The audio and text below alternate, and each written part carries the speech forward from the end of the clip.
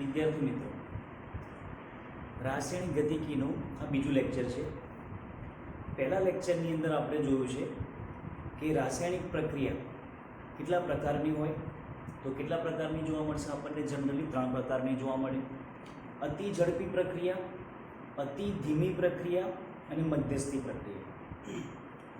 અતિ ઝડપી પ્રક્રિયાની અંદર સમય ખૂબ જ વધુ હોય છે. અતિ ઝડપી પ્રક્રિયાની અંદર સમય ખૂબ જ ઓછો હોય, એટલે કે એનો વેગ નક્કી ના કરી શકાય. એના ઉદાહરણ છે આયનીય પ્રક્રિયા. તો કે આયનીય પ્રક્રિયાઓ જે થતી હોય એ અતિ ઝડપી પ્રક્રિયાઓ થતી હોય. ત્યારબાદ જોયું આપણે અતિ ધીમી પ્રક્રિયા, એટલે કે પ્રક્રિયાને થવા માટે ખૂબ જ સમય લાગતો હોય, તો તે વખતે પણ આપણે પ્રક્રિયાનો વેગ જાણી ના શકીએ. ત્યારબાદ મધ્યસ્થી પ્રક્રિયા, એટલે કે મોડરેટ રિએક્શન, અને એની અંદર સમય ખૂબ વધારે પણ ના હોય અને ખૂબ સમય ઓછો પણ ના હોય. આપણે ત્યારબાદ જોયું હતું કે ત્વરિત વેગ અને સરેરાશ વેગ. ત્વરિત વેગ એમાં સમય ખૂબ જ ઓછો હશે, જ્યારે સરેરાશ વેગ ક્યારે લઈશું આપણે? જ્યારે સમય ખૂબ વધારે હોય ત્યારે. સરેરાશ વેગ માટે ડેલ્ટા વાપરીએ છીએ આપણે, અને ત્વરિત વેગ માટે ડી વાપરીએ છીએ, d/dt. બરાબર છે? ચલો, આપણે ગયા લેક્ચરની અંદર જોયેલું છે. હવે આ પ્રક્રિયા જે છે કે 2HI gives H2 gas plus I2 gas. આ કોઈ એક રાસાયણિક પ્રક્રિયા છે. હવે આ પ્રક્રિયા માટે મારે જો વેગ સમીકરણ લખવું હોય તો શું લખાશે? માઇનસ. કેમ? તો કે પ્રક્રિયકની સાંદ્રતામાં શું થશે? ઘટાડો. તો કે -1/2. કેમ 2 કર્યું છે? પહેલા લેક્ચરની અંદર સમજાયેલું છે. એનું જે પણ તત્વયોગમિતિ ગુણાંક હશે એ છેદમાં આવશે. શું લખાશે? Delta of HI delta T. Delta શબ્દ શું બતાવશે? સમય વધુ હશે. સરેરાશ વેગ દર્શાવીએ છીએ. હવે આ H2 જે છે એ H2 નિપજ હોવાને કારણે આગળ કઈ સાઇન લખીશું? Plus delta H2 delta T is equal to plus તત્વયોગમિતિ ગુણાંક એક જ છે, તો શું લખાશે? Delta I2 delta T. બરાબર છે? ચલો, એ જ રીતે આ પ્રક્રિયા પણ છે. તો આ પ્રક્રિયા માટે જો મારે વેગ લખવો હોય તો વેગ બરાબર શું લખાશે? -1/5 delta dr minus upon delta T is equal plus 1 જ છે. 1 તત્વયોગમિતિ ગુણાંક 1 છે, તો minus delta dro3 minus upon delta T is equal plus 6 છે, તો -1/6 delta H plus upon delta T is equal two, હવે આ નિપજ છે તો નિપજનો તત્વયોગમિતિ ગુણાંક શું આગળ છેદમાં જશે? તો પ્લસ, નિપજને કારણે plus delta dr2 upon delta T is equal two 3 છે, તો plus 1/3 delta H2O upon delta T. તો આ શું કરી શકીએ છીએ આપણે? કોઈ પણ પ્રક્રિયા આપેલો હોય તો એ પ્રક્રિયાનો વેગ લખી શકીએ છીએ આપણે. ધ્યાન રાખજો, ડેલ્ટા એ સમય વધુ હોય ત્યારે વપરાશે, અને ડી વાપરવું હોય તો સમય કેવો હશે? સૂક્ષ્મ. આને તમે ડી કરીને પણ લખી શકો, d/br3 માઇનસ અપોન dt. ડેલ્ટાની જગ્યાએ શું આવી જશે? ડી આવી જશે. બરાબર છે? દાખલો જોઈએ આપણે કે 2N2O5 નું 4NO2 અને O2 માં રૂપાંતર થાય છે. તો આપણને એક રાસાયણિક પ્રક્રિયા આપી દીધી છે. હવે N2O5 ની શરૂઆતની સાંદ્રતા શેના વડે દર્શાવીશું આપણે? CI વડે. તો શરૂઆતની સાંદ્રતા કેટલી આપી દીધી છે આપણને? 2.33 મોલ ઇન્ટુ લિટર ઇન્વર્સ. સમય આપી દીધો છે 184 મિનિટ પછી. તો ટાઈમ આપી દીધો છે આપણને t બરાબર 184 મિનિટ, અને અંતિમ સાંદ્રતા આપી છે કે 184 મિનિટ પછી N2O5 ની સાંદ્રતા કેટલી થઈ જશે ઘટીને? તો કેટલી થાય છે? CF બરાબર 2.08 મોલ ઇન્ટુ લિટર ઇન્વર્સ થાય છે. તો આપણને શું પૂછ્યું છે? આનો સરેરાશ વેગ પૂછ્યું છે. તો સરેરાશ વેગ માટે આપણને સૂત્ર ખબર છે કે સરેરાશ વેગ બરાબર, તો પહેલા તો સમીકરણ ઉપરથી વેગ સમીકરણ લખવું પડશે મારે. તો વેગ સમીકરણ શું લખાશે? -1/2 delta N2O5 upon delta T is equal two +1/4 delta NO2 upon delta T is equal two plus delta O2 upon dt delta T। तो आ શું થઈ ગયું? વેગનું સમીકરણ થઈ ગયું। હવે આપણને ક્વેશ્ચનમાં ખાલી N2O5 ની સાંદ્રતા જ આપેલી છે અને ક્વેશ્ચનમાં આપણે જે પૂછ્યું છે સરેરાશ વેગ પણ N2O નો જ પૂછેલો છે। તો આપણે આ સમીકરણ ધ્યાનમાં લઈએ તો અહીં આગળ જોશો તમે કે વેગ બરાબર -1/2 और डेल्टा N2O5 નો મતલબ શું થશે? CF - CI divided by delta T मतलब T2 - T1 T2 - T1 -1/2 CF અંતિમ સાંદ્રતા કેટલી છે? 2.08 CI શરૂઆતની સાંદ્રતા કેટલી છે? 2.33 अपॉन T2 સમય એટલે 184 મિનિટ પછી એટલે T2 બરાબર શું થઈ જશે? 184 મિનિટ -T1 કેવું આવશે? 0 શરૂઆતની સાંદ્રતા કેટલી સમય કેટલો આવશે? 0 તો -0 કરી દઈએ આપણે। તો જ્યારે આ કેલ્ક્યુલેશન કરશો તમે એટલે એની અંદર આન્સર આવશે 6.79 ક્રોસ 10⁻⁻4। હવે ઉપર કયો એકમ છે? CF - CM એકમ કયો છે? Mole into litre inverse divided by જે તમે સમય લીધેલો છે એ સમય કયો લીધેલો છે? આપણે મિનિટમાં લીધેલો છે તો આપણને નીચે શું મળશે? મિનિટ। તો આ તમને જે આન્સર મળ્યો છે એ શેમાં મળ્યો છે? મિનિટમાં। તો કેટલો આન્સર મળશે? 6.79 cross 10⁻⁻4 mole into litre inverse divided by minute, અથવા તો તમે આમાં આવી રીતે પણ લખી શકો ઇન્ટુ મિનિટ ઇન્વર્સ। બરાબર છે? ચલો હવે આની આ જ વસ્તુ મિનિટની જગ્યાએ તો આપણે મિનિટમાં કોઈ આન્સર થઈ ગયો। હવે મિનિટની જગ્યાએ કલાકમાં પૂછ્યું છે આપણે। જો મિનિટની જગ્યાએ કલાકમાં પૂછ્યું હોય તો શું કરીશું આપણે? તો આપણને ખ્યાલ છે કે 60 મિનિટ બરાબર 1 કલાક, 60 મિનિટ બરાબર 1 અવર। તો આખું જોડે કેટલી મિનિટ છે? 184 મિનિટ। તો 184 મિનિટ બરાબર કેટલા કલાક થશે? તો 1 મલ્ટીપ્લાઈડ બાય 184 ડિવાઇડેડ બાય 60। તો અહીં આગળ 184 ના છેદમાં શું જતું રહેશે? 60। તો છેદનો છેદ કઈ મૂકી દઉં? અંશમાં મૂકી દઉં। તો અહીં આગળ શું કરી નાખીશું આપણે? નેક્સ્ટ મલ્ટીપ્લાઈડ બાય 60 કરી દો। મલ્ટીપ્લાઈડ બાય કેટલું કરી દઈએ આપણે? 60। તો હવે તમને જે આન્સર મળશે એ આન્સર મળશે તમને 4.07 cross 10⁻², mole into litre inverse into hour inverse into શું થઈ જશે? Hour inverse. બરાબર છે? ચલો તો આપણને આ આન્સર થઈ ગયો કલાકનો। હવે સેકન્ડમાં પૂછ્યું છે તો સેકન્ડ માટે શું કરીશું? આપણને એટલો ખ્યાલ છે કે 1 મિનિટ બરાબર 60 સેકન્ડ। 1 મિનિટ બરાબર શું થઈ જશે? 60 સેકન્ડ। તો 184 મિનિટ બરાબર કેટલું થાય? બરાબર કેટલી સેકન્ડ? તો શું કરીશું આપણે? 184 મલ્ટીપ્લાઈડ બાય 60 કરીએ। 184 મલ્ટીપ્લાઈડ બાય 60 તો 184 ની જગ્યાએ શું મૂકીશું આપણે? 184 મલ્ટીપ્લાઈડ બાય 60।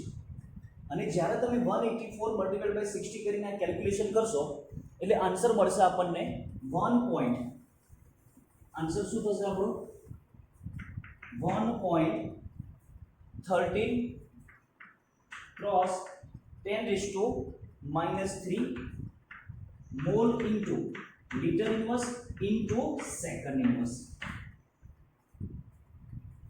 તો આ રીતે સમયને જુદા જુદા સ્વરૂપે એટલે કે કલાકમાં, મિનિટમાં અને સેકન્ડમાં ફેરવી અને આપણે જુદા જુદા આન્સર લઈ શકીએ। ગિવ્સ P માટે R ની શરૂઆતની સાંદ્રતા 0.03 છે તો આપણે શું લખીશું? CI is equal to 0.03 mall into litre inverse. T બરાબર 25 મિનિટ તો સમય આપણને શેમાં લઈ લીધો છે? 25 મિનિટમાં। CF 25 મિનિટ પછી સાંદ્રતા કેટલી થાય છે? 0.02 મોલ ઇન્ટુ લિટર ઇન્વર્સ થાય છે। બરાબર છે? તો આપણને શું પૂછ્યું છે? સરેરાશ વેગ શોધો। તો પહેલામાં શું કરવું પડશે? વેગ બરાબર સમીકરણ લખવું પડશે પ્રક્રિયક માટે પૂછ્યું છે તો minus delta R upon delta T is equal to minus શું લખાશે CF minus CI upon delta T. ચલો CF કેટલું મૂકીશું આપણે ફાઇનલ 0.02 માઇનસ 0.03 ડિવાઇડેડ બાય મિનિટમાં મૂકીએ આપણે 25.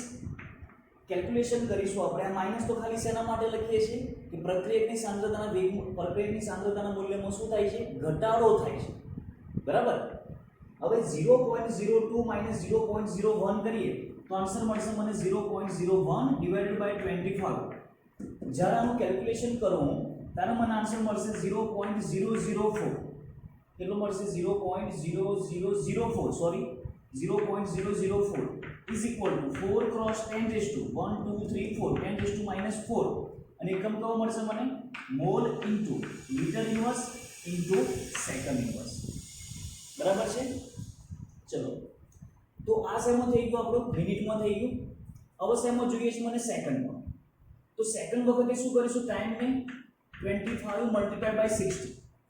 જો મિનિટનું સેકન્ડમાં ફેરવવાનું હોય તો મલ્ટીપ્લાઇડ બાય 60 અને ટાઈમને મિનિટને જો કલાકમાં ફેરવવાનું હોય તો 25 ડિવાઇડેડ બાય 60 કરીશું આપણે. તો અહીંયા હું શું કરી દઉં મલ્ટીપ્લાઇડ બાય 60 કરી દઉં.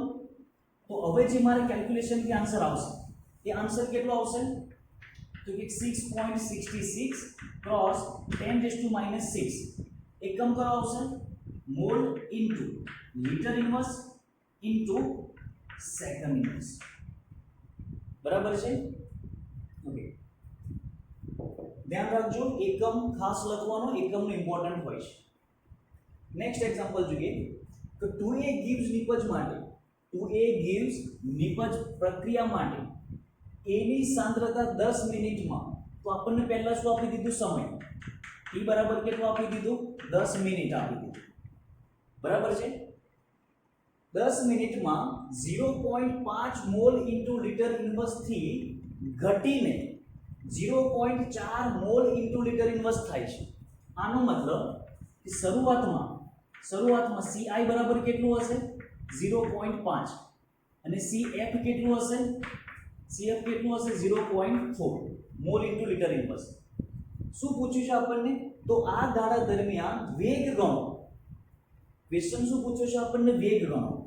તો જ્યારે પણ રાસાયણિક ગતિકીના દાખલા આવે તો પહેલું કામ તો આપણે વેગ લખવાનું અને આપણને સીધો વેગ જ પૂછ્યો છે તો વેગ બરાબર શું લખાશે. હવે પ્રક્રિયક માટે પૂછ્યું છે તો 2A તો -1/2 delta of A upon delta T બરાબર છે.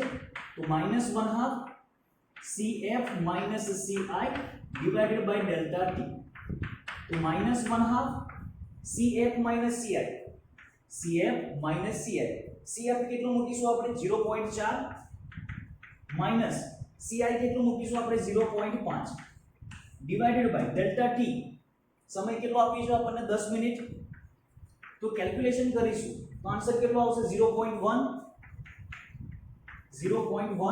ડિવાઇડેડ બાય 10 મલ્ટીપ્લાઇડ બાય 2 તો 10 મલ્ટીપ્લાઇડ બાય 2 તો શું કરીએ આપણે 0.1 છે તો નીચે લઈ લો 10 ગુણ્યા 10 ગુણ્યા 2 તો શું થશે 1/2 એટલે 0.5 ક્રોસ 10 રેઝ ટુ 100 ઉપર 10 મિનિટ લખતું રહેશે તો શું થશે 10 રેઝ ટુ -2 બરાબર છે. તો 0.5 ક્રોસ 10 રેઝ ટુ -2 એકમ કયો આવશે mole into litre inverse into આ શેમાં લીધું છે આપણે મિનિટમાં તો એકમ કયો આવશે મિનિટ ઇન્વર્સ બરાબર છે. તો આ રીતે આપણે વેગ ઉપરથી શરૂઆતની સાંદ્રતા અંતિમ સાંદ્રતા અને અંતિમ સાંદ્રતા થવા માટે લાગતા સમય ઉપરથી આપણે એનો વેગ પણ શોધી શકીએ છીએ બરાબર છે. ઓકે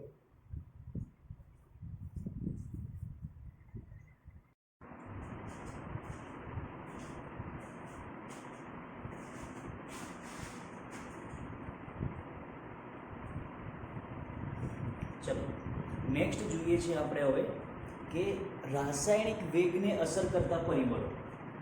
તો કયા પરિબળો એવા છે કે જે રાસાયણિક પ્રક્રિયાના વેગને અસર કરતા પરિબળો રાસાયણિક પ્રક્રિયાના વેગને અસર કરતા પરિબળો. જનરલી અમુક પ્રક્રિયાઓ ધીમી થતી હોય છે, જ્યારે અમુક પ્રક્રિયાઓ ઝડપી થતી હોય છે. એની અંદર ફર્સ્ટ વન ટોપિક કરી લખીએ છીએ આપણે કે સામાન્ય રીતે આયનીય પ્રક્રિયા ખૂબ જ ઝડપી હોય છે. આયનીય પ્રક્રિયાઓ ખૂબ જ ઝડપી હોય છે. હવે આયનીય પ્રક્રિયાની વાત કરીએ એટલે કે એસિડ પ્લસ બેઝ. જ્યારે એસિડ અને બેઝની પ્રક્રિયા થતી હોય તો આવી જનરલી આયનીય પ્રક્રિયાઓ ઝડપી થતી હોય. એટલે કે મીઠાને પાણીમાં ઓગાળી દઈએ તો પણ એક NaCl અને પાણી બંને પ્રક્રિયા થઈને શું બનાવી દેશે? NaOH અને પાણી બનાવી દેશે. એ પ્રક્રિયા પણ કેવી થશે? આયનીય પ્રક્રિયા અને ઝડપી થશે. બીજું છે કે સમાંગ દ્રાવણ અને બીજું છે વિષમાંગ દ્રાવણ. સમાંગ દ્રાવણ અને બીજું છે વિષમાંગ દ્રાવણ. તો સમાંગ દ્રાવણ એટલે આપણે અહીંયા આગળ એવો શબ્દ વાપરીએ કે જ્યારે બે પ્રક્રિયકો એટલે કે સમાંગ પ્રક્રિયકો અને વિષમાંગ પ્રક્રિયકો.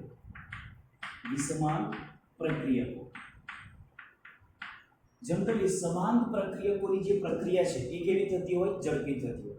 દાખલા તરીકે બે વાયુ વચ્ચેની પ્રક્રિયા ઝડપી થઈ જાય, બે પ્રવાહી વચ્ચેની પ્રક્રિયા ઝડપી થઈ જશે. ત્રીજું લઈ લઈએ આપણે કે ભૌતિક અવસ્થા. ભૌતિક અવસ્થા સામાન્ય રીતે આપણે ત્રણ પ્રકારે જોઈએ છીએ: ઘન, પ્રવાહી અને વાયુ. પદાર્થ ત્રણ અવસ્થામાં જોવા મળશે આપણે: ઘન, પ્રવાહી કે વાયુ. આની અંદર જો પ્રક્રિયા વાયુમય અવસ્થામાં થતી હોય તો અતિ ઝડપી હોય, ત્યારબાદ પ્રવાહી અને ત્યારબાદ ઘન. ચોથું જોઈએ છે આપણે સંપર્ક સપાટી.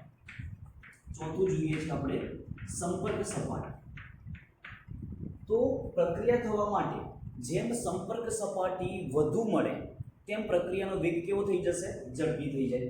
તો આપણે એવું કહી શકીએ કે જેમ સંપર્ક સપાટી વધુ તેમ પ્રક્રિયાનો વેગ વધુ. પ્રક્રિયાનો વેગ કેવો થઈ જશે? વધુ થઈ જાય. બરાબર છે. ચોથું નેક્સ્ટ જોઈએ છે આપણે પાંચમું કે પ્રકાશની હાજરી.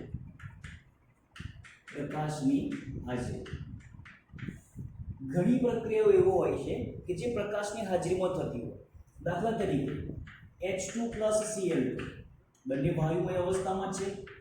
H2 + Cl2 પ્રકાશની હાજરીમાં, સૂર્યપ્રકાશની હાજરીમાં અથવા તો પ્રકાશની હાજરીમાં આ પ્રક્રિયા કેવી થઈ જાય? ઝડપી થઈ જાય. તો આપણે એવું કહી શકીએ કે પ્રકાશની તીવ્રતા જેમ વધુ હોય તેમ પ્રક્રિયા ઝડપી થાય છે. પ્રકાશની તીવ્રતા જેમ વધુ હોય તેમ પ્રક્રિયા કેવી થઈ જશે? ઝડપી થઈ જાય. નેક્સ્ટ જોઈએ આપણે કે કયો પરિબળ છે? તો પ્રકાશની હાજરી પછી આપણે જોઈશું કે ઉદ્દીપક. સામાન્ય રીતે વર્ડ યાદ રાખજો કે સામાન્ય રીતે ઉદ્દીપકની હાજરીમાં પ્રક્રિયાનો વેગ વધે છે. આપણને ખ્યાલ છે કે ઉદ્દીપક શું કરશે? તો કે પ્રક્રિયાના વેગમાં શું કરે છે? વધારો કરે છે. તો એ પ્રક્રિયાના વેગમાં વધારો કરે છે એ વખતે એની અંદર જે ઉર્જા આવશે, પ્રક્રિયકોને ભેગા થવા માટે જે ઉર્જા આવશે એ ઉર્જાનું પ્રમાણ જો વધુ હોય અને જો પ્રક્રિયા ના થતી હોય તો ઉદ્દીપક શું કરશે? એ ઉર્જાના મૂલ્યમાં ઘટાડો કરશે. અને બંને પ્રક્રિયાઓને ઝડપથી પ્રક્રિયા કરાવવામાં મદદરૂપ કરશે. નેક્સ્ટ વન જોઈએ આપણે તાપમાનની અસર. આ ઇમ્પોર્ટન્ટ છે. તાપમાનની અસર સામાન્ય સામાન્ય રીતે તાપમાન વધવાથી પ્રક્રિયાનો વેગ વધે છે. સામાન્ય રીતે તાપમાન વધારવાથી પ્રક્રિયાનો વેગ વધે છે, પરંતુ બધી પ્રક્રિયાઓ માટે આ શક્ય નથી. બધી પ્રક્રિયાઓ માટે તાપમાન વધારવું એ શક્ય નથી. અમુક પ્રક્રિયાઓ એવી હશે કે તાપમાન વધારવાથી પ્રક્રિયા કેવી થઈ જાય, પ્રક્રિયાનો વેગ કેવો થઈ જશે, ઘટી જાય. સામાન્ય રીતે પ્રક્રિયાઓ બે પ્રકારની હોય છે. એક ઉષ્મા શોષક પ્રક્રિયા અને બીજી છે ઉષ્માક્ષેપક પ્રક્રિયા. ઉષ્માક્ષેપક પ્રક્રિયા તો આપણે તો એવું જ યાદ રાખવાનું કે સામાન્ય રીતે તાપમાન વધવાથી પ્રક્રિયાનો વેગ તો વધે છે, પરંતુ જો કોઈ પ્રક્રિયા ઉષ્મા શોષક હોય તો તાપમાનના વધારાથી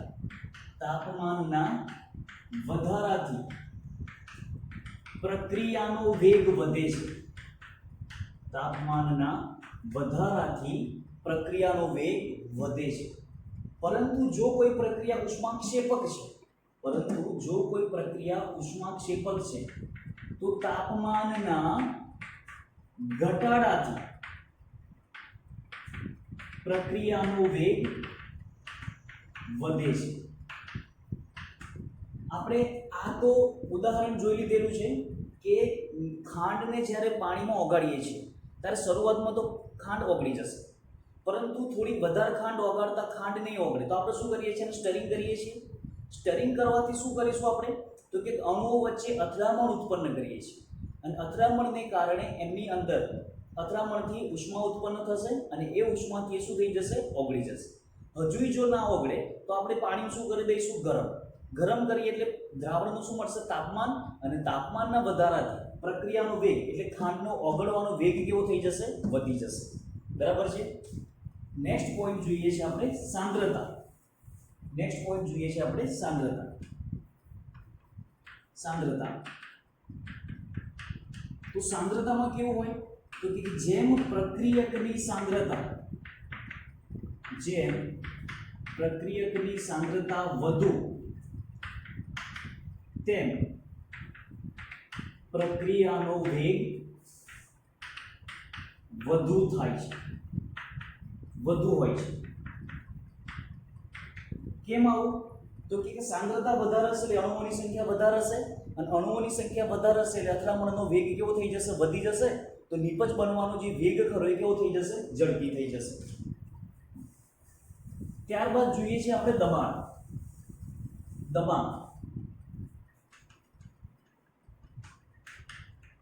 દબાણ જનરલી વાયુમાં એક પ્રક્રિયાઓ માટે લાગુ પાડી શકાય. સામાન્ય રીતે દબાણના વધારાથી પ્રક્રિયાનો વેગ વધે છે. સામાન્ય રીતે દબાણના વધારાથી પ્રક્રિયાનો વેગ કેવો થઈ જશે, વધી જાય. તો તાપમાનની અસર અને દબાણની અસર એવું સામાન્ય રીતે તમે એવું કહી શકો કે દબાણના વધારાથી પ્રક્રિયાનો વેગ વધે છે, પરંતુ દરેક કેસમાં આવું હોય એ જરૂરી નથી. 11મા ધોરણની અંદર સંતુલન અવસ્થાની અંદર આપણે ભણી ચૂકેલા છીએ કે દબાણ પુરોગામી પ્રક્રિયા અને પ્રતિગામી પ્રક્રિયા. જો પુરોગામી પ્રક્રિયાની અંદર નિપજના મોલ વધારે હશે અને પ્રક્રિયકના મોલ ઓછા હોય તો નિપજ બનાવવા માટે આપણે દબાણના મૂલ્યમાં શું કરીશું, વધારો કરીશું. તો સામાન્ય રીતે દબાણના વધારાથી પ્રક્રિયાનો વેગ કેવો થઈ જશે, વધી જાય છે.